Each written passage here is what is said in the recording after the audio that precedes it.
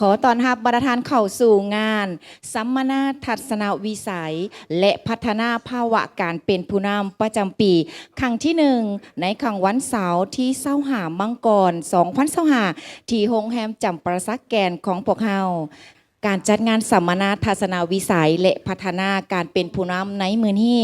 ก็ถือว่าเป็นครั้งทำอิฐกันเลย จุดประสงค์ก็เพื่อสร้างความสัมพันธ์ระหว่างผู้บริหาร แต่ละกลุ่มธุรกิจของ TCR Group ของพวกเราและเพื่อแบ่งปันความรู้ทักษะและประสบการณ์ เพื่อเสริมสร้างทักษะความเป็นผู้นำและได้ศึกษาความเป็นผู้นำจากผู้นำที่แท้จริง และ TCR Group ของพวกเราก็จะสร้างกิจกรรมแบบนี้และแลกเปลี่ยนประสบการณ์แบบนี้เป็นทุกๆปี เจ้าประธานเพื่อก้าวเข้าสู่งานอย่างเป็นทางการข้าพเจ้าขอเป็นเกียรติเฮียนเซินทานหัวแสงอรุณประธานกลุ่มบริษัทตั้งเจริญจำกัดผู้เดียวขึ้นกล่าวเปิดงานอย่างเป็นทางการขอเฮียนเซิน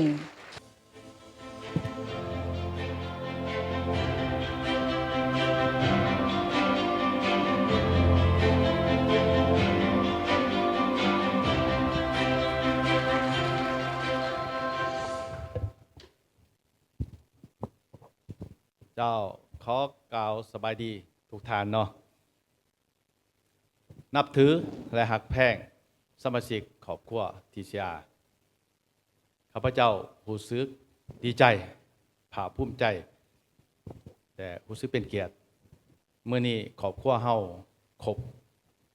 เนาะทั้งครอบครัวลูกๆเต่าไอ้น้องทั้งครอบครัวใหญ่คือทีซีอาร์กรุ๊ปของพวกเฮาที่ว่ามีเกี่ยวพันกันมีทีซีอาร์ก่อสร้างแฟนชิพตลาดสบายดีห้องแฮมจำปาสักแกน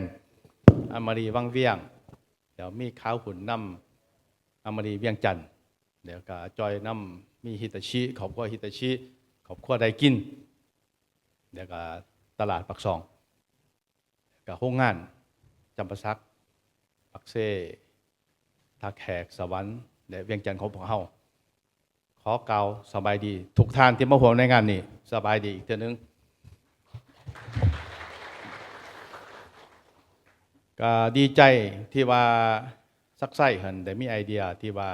เต่าโฮมทุกสาขาทุกภาคส่วนมาพบปะกันก็เป็นไอเดียที่ดีที่เสียของพวกเฮาเริ่มสร้างตั้งแต่ปี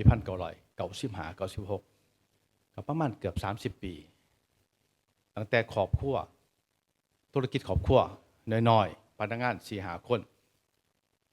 ก้าวสู่ยังบ่หยุดยั้ง20 ปีที่ผ่านไป10 ปีที่ผ่านไป20 ปีผ่านไป25 ปี30 ปีเป็นครอบครัวใหญ่สร้างเวียกเฮ็ดงานทำ2-3 พันคนพนักงานที่ว่าอยู่ในเครือของพวกเราซอยสังคม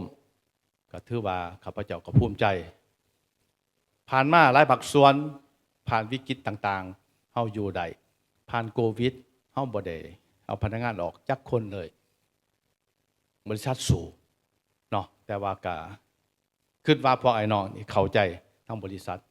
ครอบครัวใหญ่เฮือลำใหญ่ลำนี้เฮาต้องซอยกัน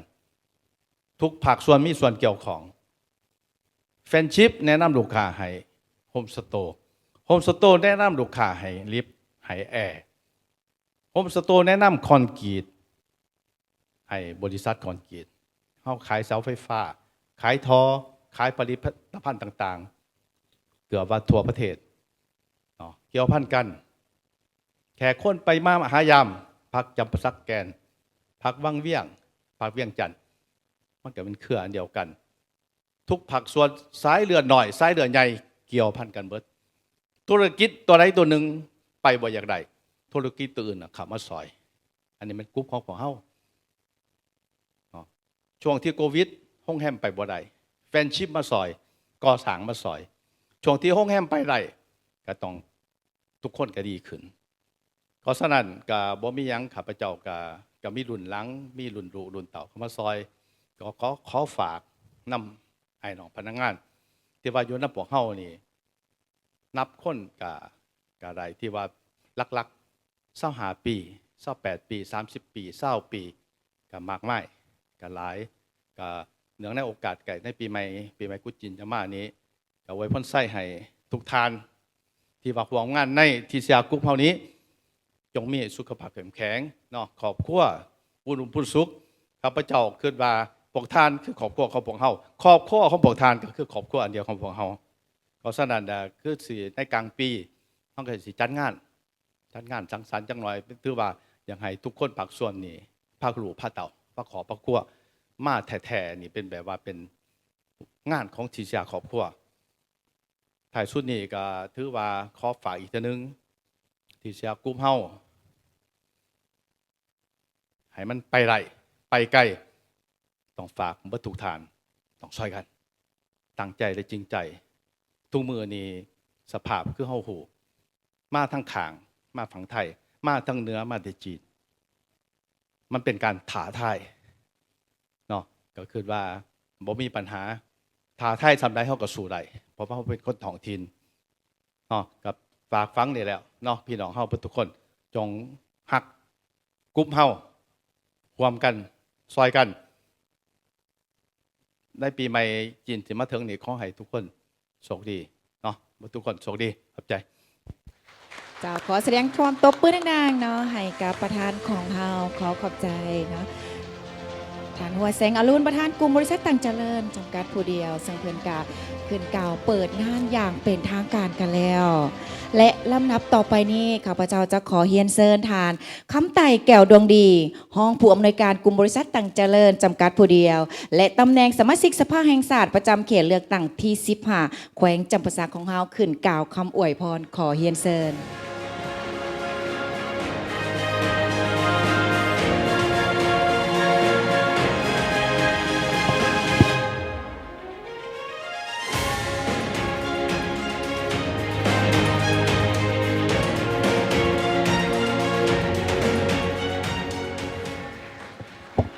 สบายดีบรรดาทานที่นับถือหักแพงผ่านไปนั้นก็เป็นการโอดมหรือว่าการให้ทิศคำโอวาทของประธานบริษัทกลุ่มบริษัทต่างเจริญของพวกเขาเนาะที่ว่าเป็นโอวาทที่มีความหมายความสำคัญเนาะต่อสมาชิกพี่น้องพนักงานของเขาทุกคน แต่ถึงอย่างไรก็ตามข้าพเจ้าในนามห้องอนุการที่เคียงบ่าเคียงใดกับประธานคณะประธานกลุ่มบริษัทยังเดินมาเกือบ30 ปีข้าพเจ้าก็อยากเสนอที่ไปที่มาผ่านไปกับประธานเป็นก็ได้เว้าไปแล้วแต่ข้าพเจ้าก็อยากเพิ่มเติมน้อยนึงเนาะเพื่อให้บรรดาทานได้เข้าใจถึงที่ไปที่มาอันแท้จริงของกลุ่มบริษัทต่างเจริญของพวกเราก่อนอื่นก็เฮียนทานประธานคณะประธานกลุ่มบริษัทต่างเจริญที่นับถืออย่างสูงเฮียนนับถือบรรดาทานท่านยิ่งท่านซ้ายพนักงานทุกคนของกลุ่มต่างเจริญของพวกเขาข้าพเจ้าได้ร่วมธุรกิจนำกลุ่มบริษัทต่างเจริญมาเกือบ30 ปีนับแต่ปี1995ตอนนั้นกลุ่มบริษัทต่างเจริญยังไม่ได้สร้างตั้งเมื่อหอดปี1996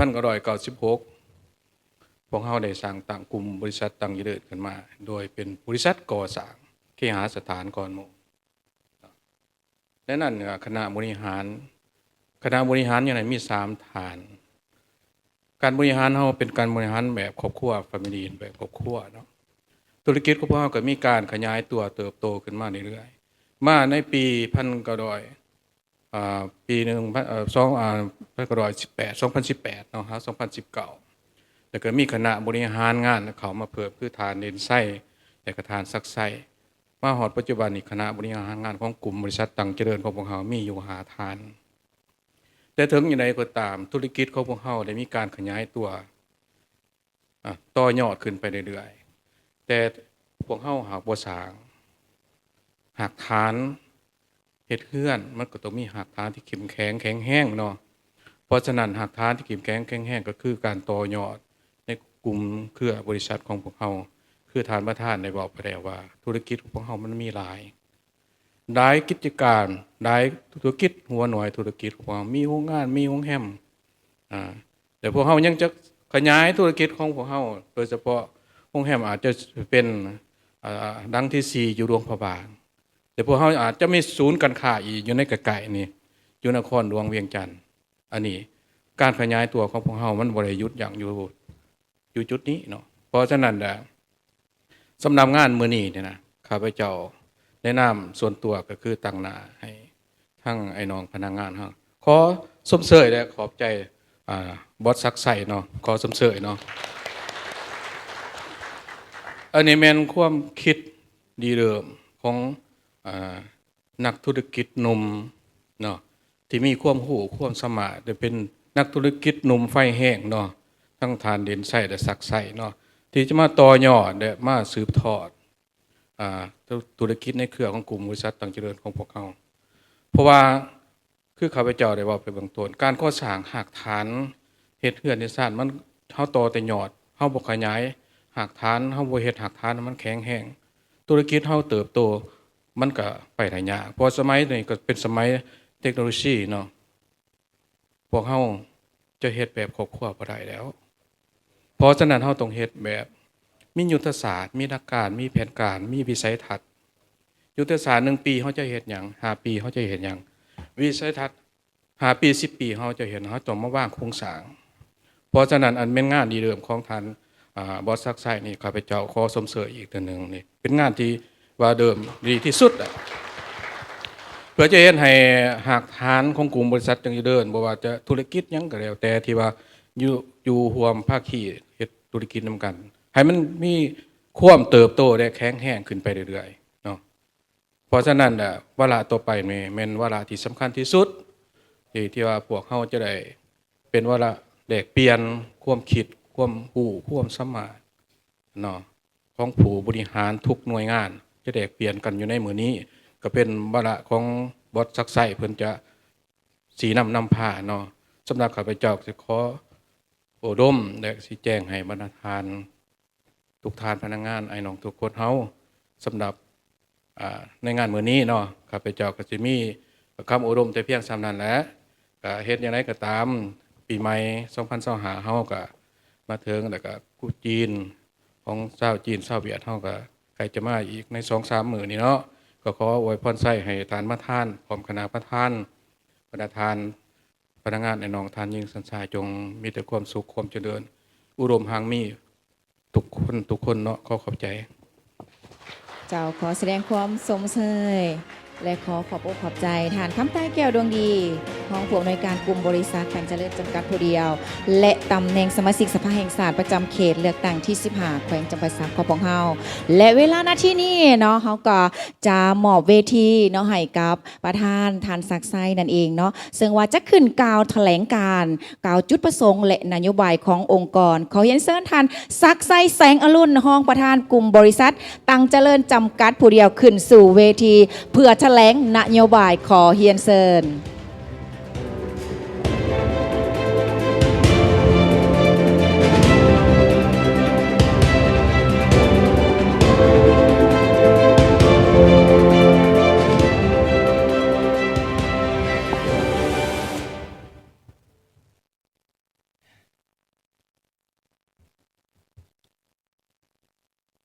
ขอแสดงความนับถือหักแพงท่านหัวแสงอรุณประธานกลุ่มบริษัทแต่งเจริญท่านนางเพชรสมัยแสงอรุณผู้ที่เป็นแม่ท่านคำไต่แก้วดวงดีไอ้น้องกลุ่มบริษัทแต่งเจริญทุกท่านข้าพเจ้าศักดิ์ไสแสงอรุณห้องประธานกลุ่มบริษัทแต่งเจริญขอใส่โอกาสนี้ตั้งหน้าครอบครัวขอบใจไอ้น้องทุกท่านไอ้น้องทุกคนที่อยู่ภายใต้เครือกลุ่มบริษัทต่างเฉลิมที่เป็นแห้งผลักดันอันสำคัญในการพัฒนาองค์กรเสริมสร้างและดำเนินธุรกิจข้าพเจ้าขออนุญาตตบมือสมเสยทุกท่านอีกทีหนึ่ง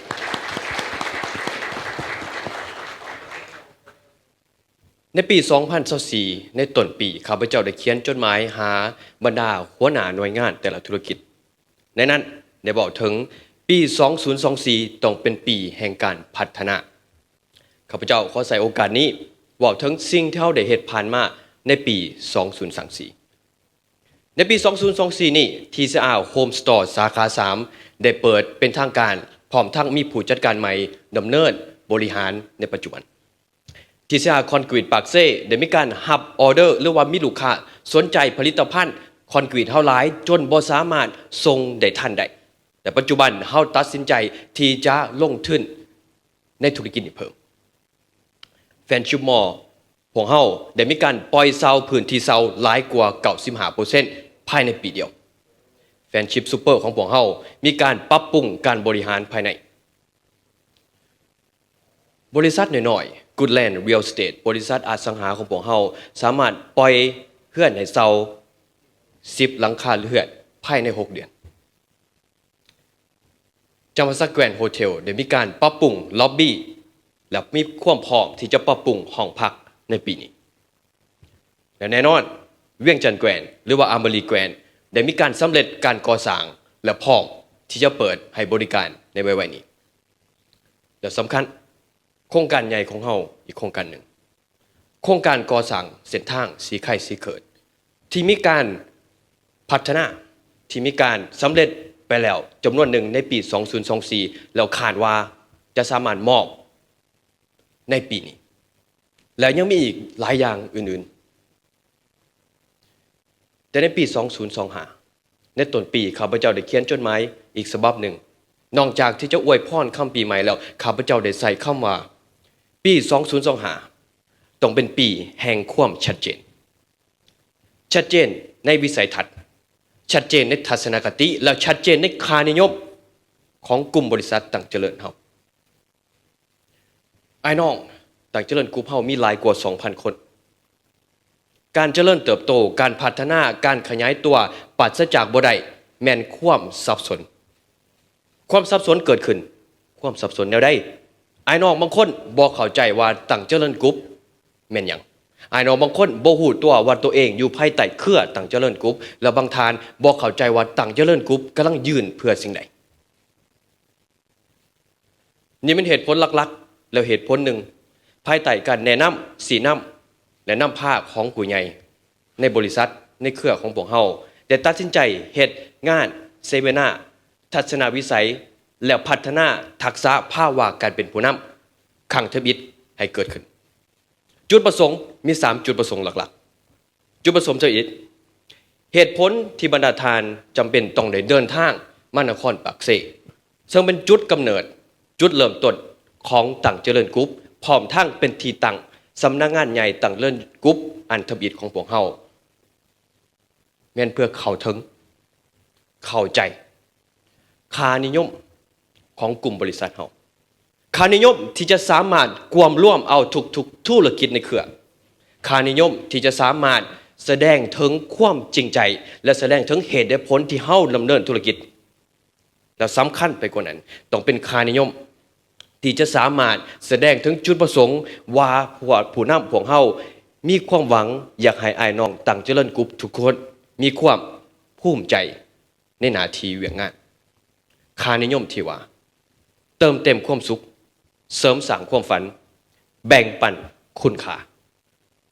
นั่นเป็นเหตุผลทมิตเหตุผลที่2ที่เราได้จัดงานเซมินาร์นี่ขึ้นมาเฮาจะบ่สามารถเฮ็ดตามค่านิยมของเฮาได้ถ้าบ่มีผู้นำหัวหน้าที่เข้าใจค่านิยมเหล่านี้งานเวิร์กช็อปพัฒนาภาวะการเป็นผู้นำข้าพเจ้าจะเป็นคนดำเนินการเวิร์กช็อปด้วยตัวข้าพเจ้าเองเหตุและผลบ่มีไผให้ความสำคัญธุรกิจหลายกว่าเจ้าของธุรกิจอีกแล้วฉะนั้นมันสมเหตุสมผลที่จะฟังคำว่าผู้นำที่ดีเป็นแนวใดที่จะหับฟังที่จะเฮียนหูที่จะศึกษาคำว่าผู้นำที่ดีจากปากผู้ที่เป็นเจ้าของเหตุผลที่3เมื่อมีความชัดเจนเมื่อมีผู้นำที่เก่งการพัฒนาองค์กรเหตุผลที่3ที่เราเฮ็ดงานตัวนี้ขึ้นมาเป็นการเป่าประกาศให้ทุกคนเข้าใจว่าตั้งเจริญกรุ๊ปพร้อมที่จะพัฒนาพร้อมที่จะขยายและวิธีเดียวที่จะเฮ็ดได้เฮาต้องการพนักงานเพิ่มเฮาต้องการผู้นำเพิ่มเฮาต้องการหัวหน้าเพิ่มแล้วบ่แม่นหัวหน้าผู้นำทั่วไปต้องเป็นหัวหน้าผู้นำที่มีความเชื่อในค่านิยม ที่ข้าพเจ้าว่ามา งานมื้อนี้จะถูกอัดวิดีโอไปไว้และจะเผยแพร่ให้บรรดาอ้ายน้องภายใต้กลุ่มบริษัทต่างเจริญแต่สำคัญกว่านั้นจะเผยแพร่ให้กลุ่มคนที่เชื่อว่าตัวเองมีความพอและมีความหวังที่จะเป็นส่วนหนึ่งในการเสริมสร้างความสุขเติมเต็มความฝันแบ่งปันคุณค่า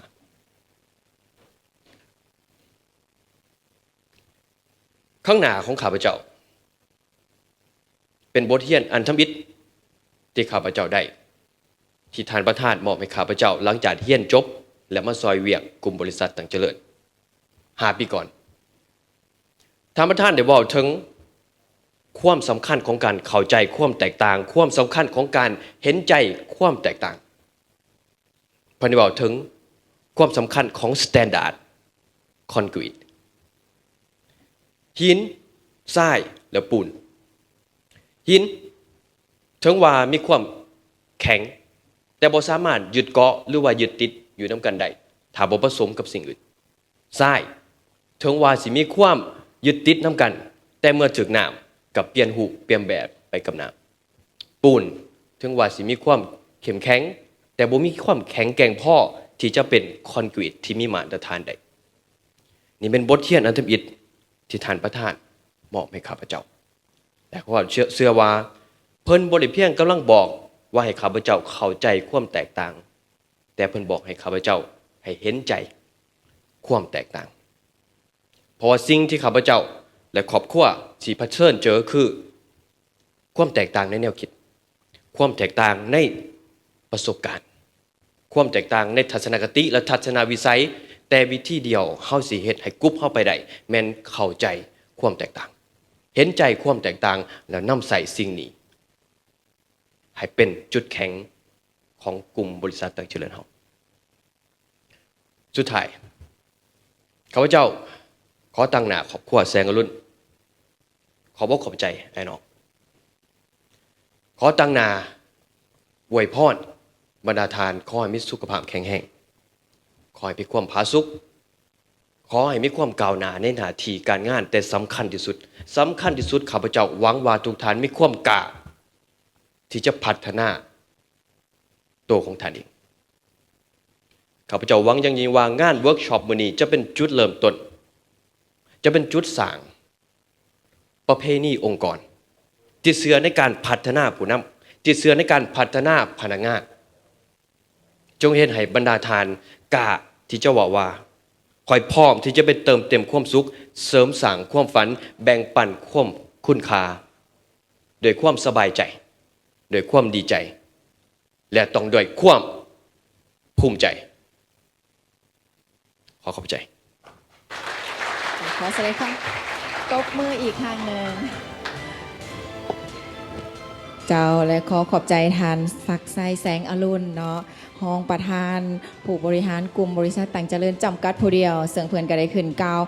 วัตถุประสงค์เนาะนโยบายแล้วก็การแถลงการเสื่องว่าเพื่อนก็ ขึ้นกล่าวโดยความปิติสมสื่นแล้วก็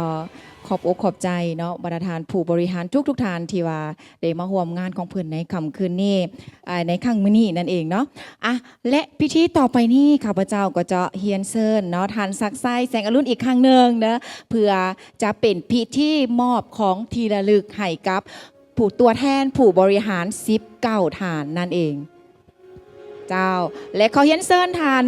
หัวแสงอรุณเนาะประธานผู้บริหารบริษัทต่างเจริญเนาะกำกับผู้เดียวตอนนี้ก็รู้สึกว่าตื่นเต้นเช่นเดียวกันนะเจ้า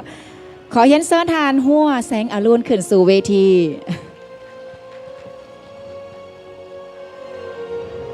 เพื่อมอบของที่ระลึกให้กับตัวแทนผู้บริหารเจ้าและข้าพเจ้าขอเฮียนเชิญทานกิไซธรรมหักษา HR Manager ของ TCR Group ขึ้นสู่เวทีเพื่อมอบภาพของที่ระลึกนั่นเองเจ้าและขอเฮียนเชิญขออภัยเจ้าและขอเฮียนเชิญทานบุญมาคองสุริยาไซ General Manager TCR Group ขึ้นสู่เวที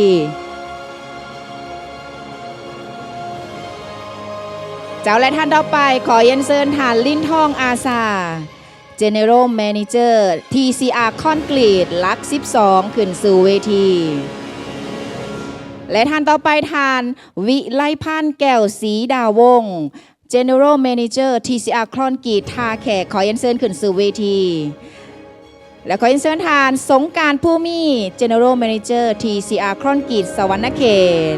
ขอเรียนเชิญท่านสมพงษ์ศรีประเสริฐ General Manager TCR Concrete หลัก 19 ขอเรียนเชิญท่านเพชรผู้ทอนผางนีวงศ์ General Manager TCR Concrete หลัก 19 ขอเรียนเชิญท่านไสยพันธ์คำบอกคุณอาทิตย์ District Manager Home Store 3 ขอเรียนเชิญท่านบุญจันทร์พงษ์สวัสดิ์ General Manager Store 1 เนาะ Home Store 1 นั่นเอง และขออินเสิร์ตทานสุวรรณพรหมมาลี Marketing Manager ตลาดสบายดีปากซอง และขออินเสิร์ตทานนางสะลั่นลัดห่วยหง Hotel Manager โฮงแฮมจำประซักแกรนด์ ขออินเสิร์ตทานนางวันณเลขาวังสุภา Hotel Manager โฮงแฮมวังเวียงแกรนด์ ขออินเสิร์ตทานกิตติแซซี่ General Manager โฮงแฮมเวียงจันทร์แกรนด์ ขออินเสิร์ตทานเศรษฐกรสู้สวัสดิ์ Director of Operation ฮิตาซิ ขออินเสิร์ตทานวรพัฒน์เสี่ยงเด่น General Manager เดกิน ขออินเสิร์ตทานเสวยศรีเวช District Manager Friendship Super ขอเห็นเซิร์นทานนางเวียงดาว่านเอียดสมสุข Accounting and Finance Manager Friendship Mall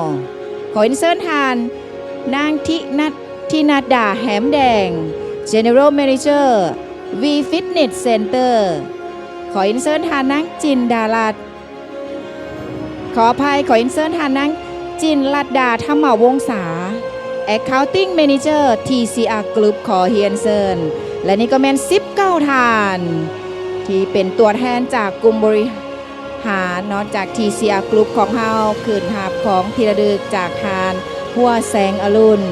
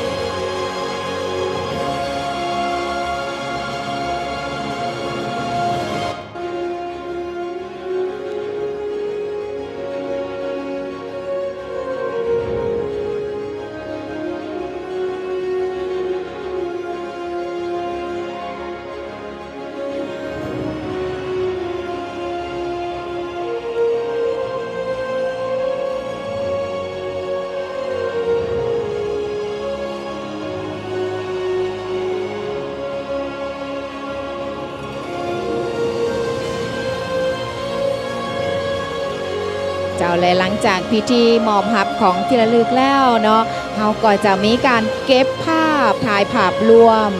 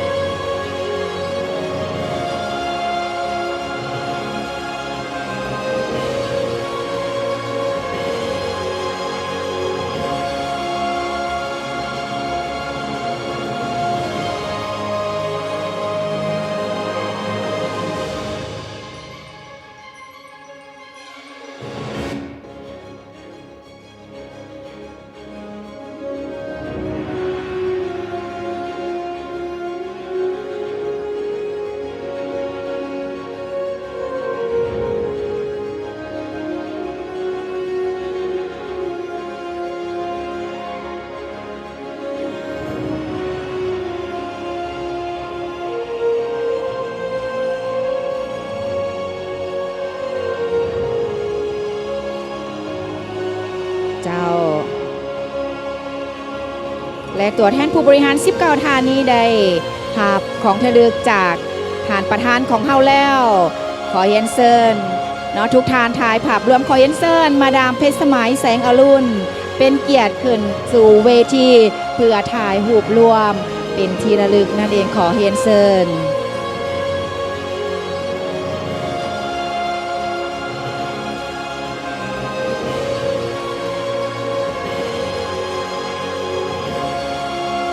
เจ้าและตอนนี้ให้ทางตากล่องของเฮาได้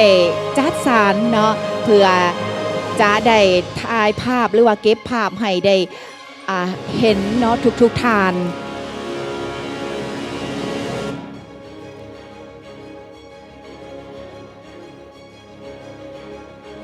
ถือว่าเป็นบรรยากาศที่อบอุ่นกันเลยตอนนี้ท่านใดที่อยากจะเก็บภาพสามารถหยิบโทรศัพท์ขึ้นมาเนาะอย่างมาทันหน้าเวทีก็ได้เนาะเพื่อเก็บภาพบอกเลยว่าปีนี้เป็นปีทำอิฐเนาะขังทำอิฐเลยที่จัดงานนี้ขึ้นมา และเขาก็มีกิจกรรมดีๆแบบนี้อีกปีต่อๆไปเนาะเขาก็จะได้มาพบปะแชร์ประสบการณ์เนาะน้ำการอีกในปีถือว่าปีต่อๆไปนั่นเอง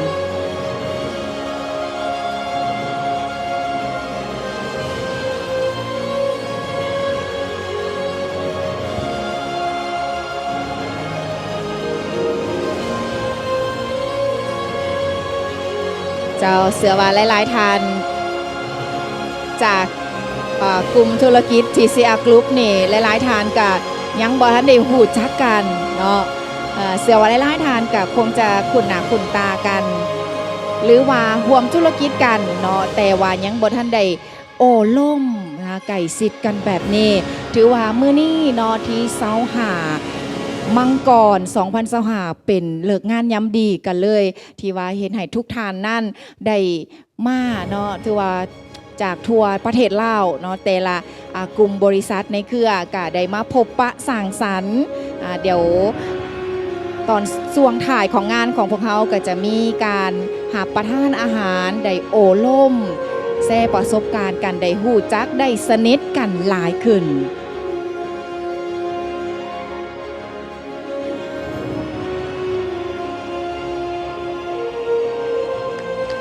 เจ้าขอขอบใจทุกทานกันเลยขอบใจทานหัวแสงอรุณขอบใจมาดามเพชรสมัยแสงอรุณขอบใจตัวแทนจากกลุ่มบริหารเนาะทั้ง10เก่าทาน